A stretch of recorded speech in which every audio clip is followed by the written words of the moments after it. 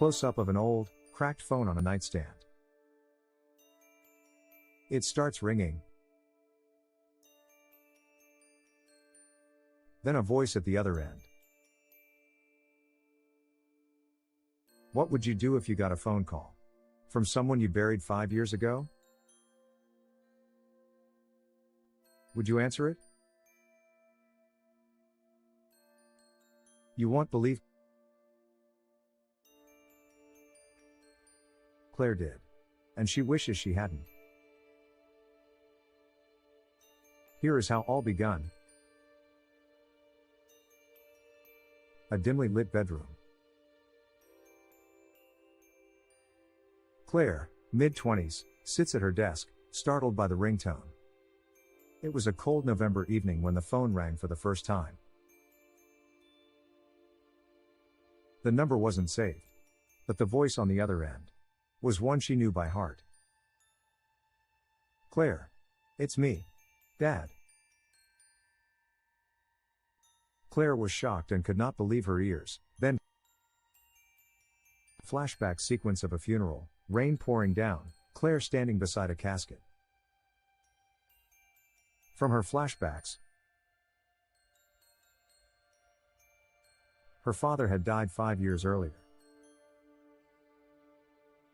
She'd watched him lowered into the ground. She'd spoken at his funeral. Yet here he was, talking to her. And he didn't just remember her, he remembered things no one else could know. As nights came and went, stories were made.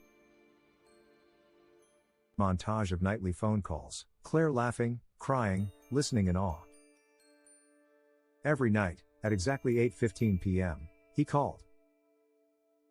Sometimes they talked for hours. He told her stories. But not from the past. Stories from the future. A car accident that would happen next week. A neighbor who would win the lottery. A storm that would flood the east side of town. Every story came true. Finally, with time, hope grew and we could see Claire sitting by the phone hours before 8:15, smiling nervously. Claire started to believe. Maybe her father had found a way back.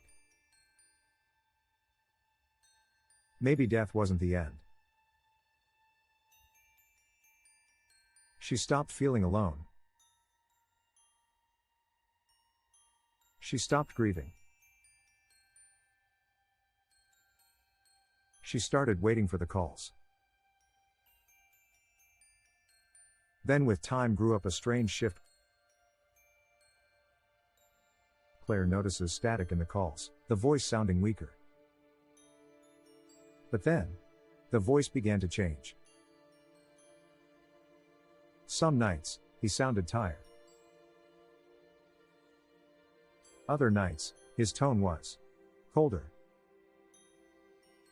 And the stories turned darker. Claire, you need to leave the house on Friday. Don't ask why. Friday came. The house across the street exploded. Finally, the last call. Close-up of Claire answering the phone, her hands shaking. Then the phone rang and she picked. Claire. Tomorrow at 8:15, you'll get one final call. After that, we can be together. Her heart pounded. Together? Did he mean she'd die? Willing to know what was happening. Claire goes to a phone technician, desperate for answers. She traced the calls. They didn't come from the afterlife. They came from a condemned building on the outskirts of town, one her father never knew. She went there. The place was empty. Except for a single phone on a table. It rang at 8:15. "Hello?" she whispered. The voice replied.